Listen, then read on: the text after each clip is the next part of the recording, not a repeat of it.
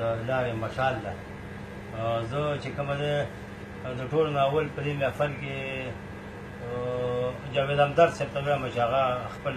خپله مقاله پسې لیکل ورسئ چې هغه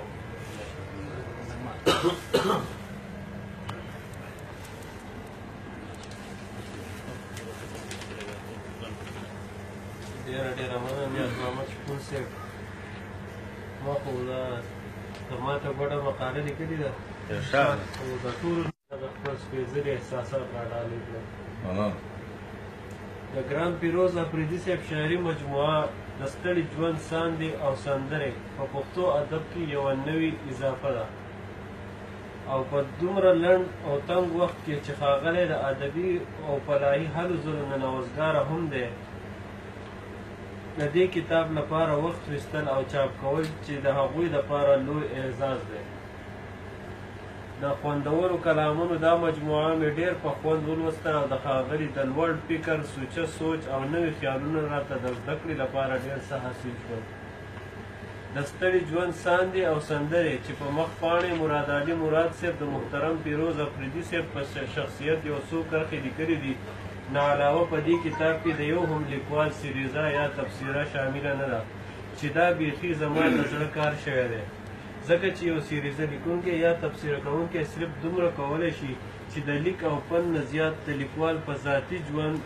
اوږده لیکل وکړي او یا د ټول کتاب نه د 2-3 شعرونو انتخاب وکړي او شاعر نه پرې داد وکړي. مطلب یې دا وي چې دغه شعرونه پکې د کار دي او نور ټول کتاب بیکاره.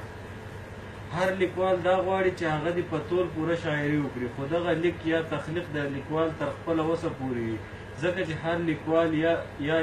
هر لیکوال یا لیک مکمل په طول پوره نشي کېدلی او دا خبره هم بې معنې ده چې هر کتاب دې په معیار پوره خیږي. هغه د چا خبره چې په ټول کتاب کې یو غزل او په یو غزل کې یو شعر انتخاب پکار دی.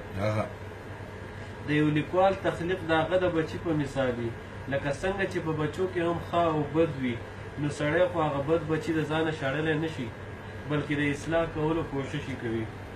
دا هم ممکنه ده چې د ستړي ژوند ساندې او سندرې کې به د لوستونکو او ادبي نقادانو په نظر کې ډېرې خامۍ او کمزورۍ وي او ما ته پرې هم د ادبي تنقید حق حاصل دی، خو زه په دې وخت کې دا مناسب نه ګڼم چې څه قسمه نیوکې دې وکړم،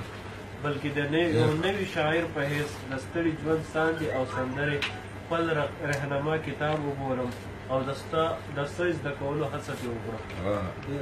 زما په نظر کې د ستړي ژوند ساندې او سندرې یو ښه کتاب او د ښه شاعرۍ مکمله مجموعه ده چې له برکته به یې لوستونکي ډېره فایده ترلاسه کړي.